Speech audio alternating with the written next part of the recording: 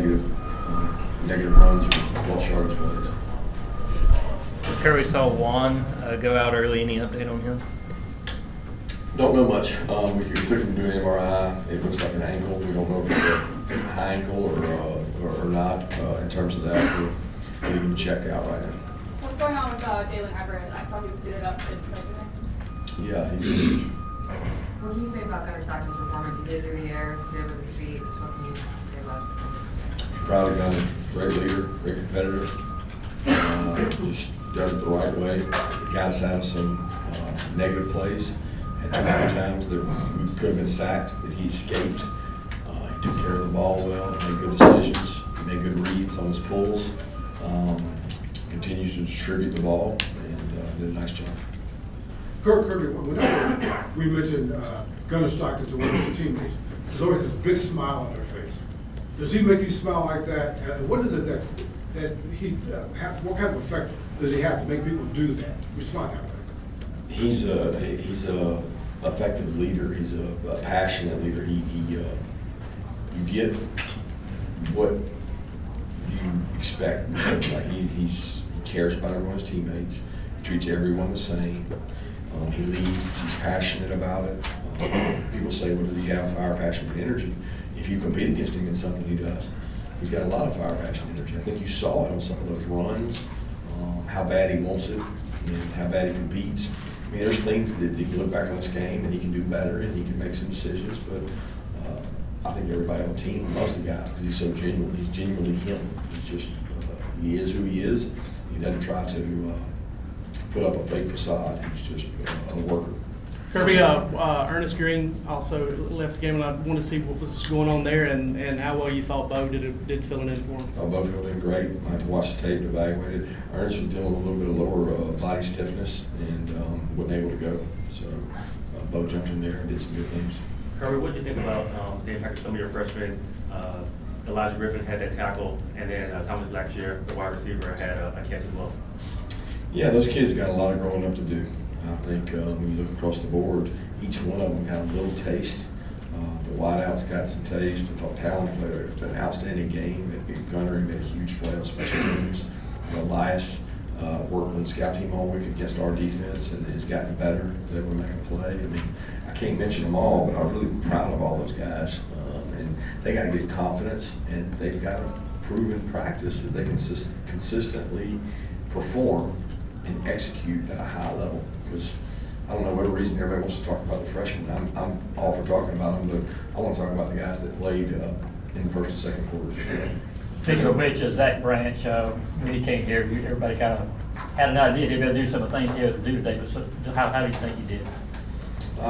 He pushed really hard. He was important to him. I think he probably was a little amped up, a little anxious, which that's one of the things that happens is you cramp up when you do that. And he ended up catching some cramps there for a little bit. But he's practiced so hard. He's embodied our FBE, and I thought it showed today. I mean, I told the team, I said, don't be surprised if he has a very explosive, great game because he practices so hard. So it becomes natural in the game when you practice the way he practices.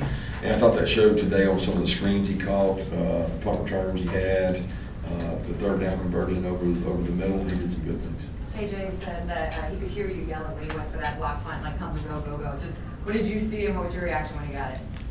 Yeah, I didn't know who got it out of him and Cash. I know there was schemes for Cash or him to be free, and they worked really hard on that. Coach Benedict and his staff did an awesome job putting that together and worked really hard on it. And I was proud of KJ because he's important to KJ. In essence, he stays after practice to work on things like that.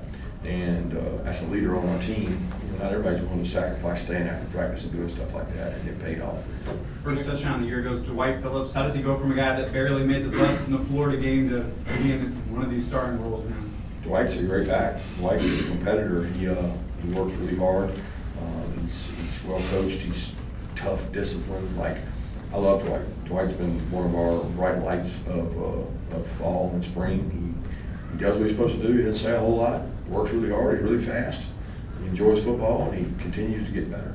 You rotated through a bunch of defensive players early. What was your approach as far as distributing those reps? Not real sure. I mean, the approach is to play the guys that are good enough to play. We want to lead the country in snaps over 100. So our hope is to play 25, 30 guys if they're good enough to play. And if you can play running football consistently, then you can play. Kirby, I saw a sweet moment after the game between your wife and your mom. I believe this is the first win since your dad passed away. Just what did that mean to you, see them and to experience that today? It was great. It's great anytime you get to see family after a game. We only get to do these things 12 times a year. Less than that sometimes, less than that at home. So you better enjoy them. If you can't enjoy them, like why do you play the game? And that's what I told the players. Is you got to enjoy it. You got to embrace it. It was emotional for her. First game she's been to without my dad, so it was an emotional moment for her for sure. Christian was saying he felt like the defense played with the fire, passion, energy today. Just how would you grade that level of enthusiasm on that side of the ball, especially the first game? I think that team's overmatched a little bit, but that's beyond our control. All we can measure is how hard we play. We talked about how many plays we would have, 11 hats outside the hash, and that's a measurement for us. I know the first couple plays we had all 11 hats all the way outside the hash where the ball was. But we'll judge that by watching the tape, right? I'm not going to sit here and say that we played as hard as we could, because I don't know that. The guys got hot. I thought we got a little tired, both sides of the ball, and so did they. You're affected by that heat, and we got to do a good job be the best conditioned team. Raylan led you guys in tackles today. Where have you seen him, especially in the month of August, really develop and come along the most from where he was at the end of last season? Biggest development for him has been leadership. He's taken on a role of not being afraid to say things, hold people accountable, and he's in a room with great leadership, and Chris, Justin, and CJ, and he doesn't shy away from that. He holds himself accountable and others accountable, and I'm really proud of who Raylan's becoming as a player, but probably more importantly as a man and a kid that can help us. Nate Frazier said that after the game, he asked Gunner Stockton, he said, "Are you the running back or am I the running back?" So do you look at this the way Gunner Stockton ran today, the way you're going to use him in the future? I think it's dictated a little bit by the defense, right? So that wasn't a call run for Gunner. It was based on what they did. A lot of times the defense controls who runs the ball, and they attacked the back and they took the back away, which forced Gunner to pull it. And we got to have answers for that, because they had a guy standing there unblocked. The guy just didn't tackle him. So the idea is, if you can use the quarterback to run the ball, it adds an extra element and it makes it harder to stop the run. You're seeing that across college football. I saw it last night, Auburn game, for Tech game.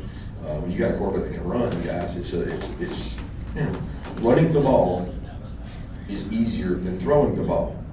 But running the ball in some conferences is harder than others. There are no free yards in football. You earn everything you get. So when you have the extra element, it certainly helps. But you got to be smart about it too. Where do you feel like Gunner Stockton is as a pure passer right now? Define pure passer. What does that mean? Just purely as a passer through the air, where do you feel like he is right now in terms of where you want him to be? Well, it depends on how much we have to pass him. You know what I mean? Like he's really good on the run. He scrambles, makes plays, he extends plays. He does a great job navigating the pocket, understands where he has to go with the ball. Certainly he can improve as a running quarterback, a boot and naked quarterback, a play action quarterback, and a drop back quarterback. But he distributed the ball well today, and that'll be a measure of decision making he has to do all year. We got a lot of tight ends out there today. What did you see from that group, and how impactful can they be with that amount of depth, kind of keeping everybody fresh? I'm excited about them. I want to watch and look how they play. We put some guys in position to make blocks. I saw some of those guys miss blocks. So, we got to find the best ones that do the best job, and we got to find the best personnel groupings that give us the best chance. So I judge things based on, can you break a tackle? So did anybody break a tackle? Can you block people at the point of attack? Did anybody block people at the point of attack? If you do neither, then you're not actually benefiting us. And I'm not saying they're not, but I'm saying let's watch it and see, because we don't just call plays to run plays. We want to get the best playmakers on the field. Talked a lot of this offseason about it being a young team. What did you learn about them today?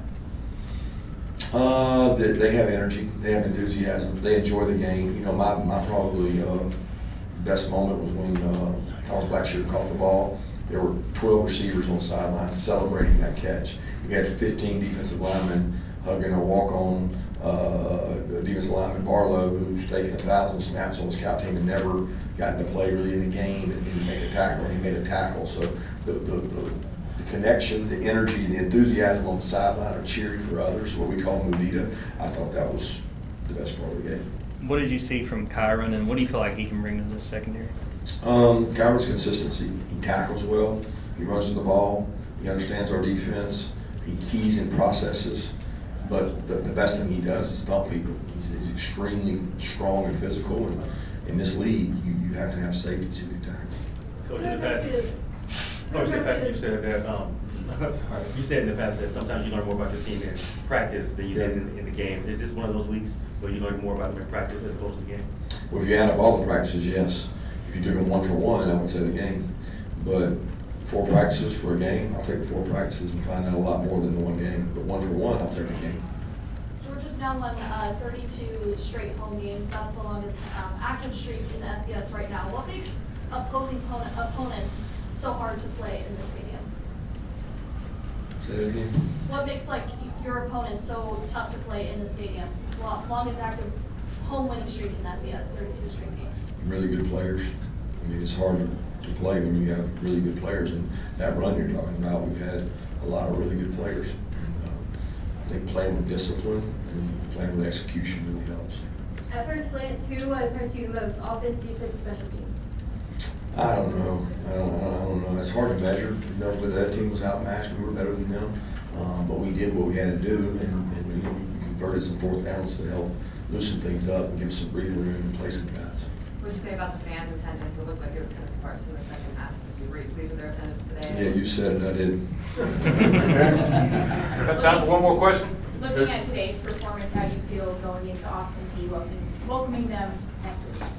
Well, I'm not even thinking about. I'm thinking about how we can get better, like where we can take the parts of what we have and improve it. What are we going to do this week to get our team better while also staying healthy? And that is a fine line in college football. There's coaches that, talking across the board, there's not as much depth.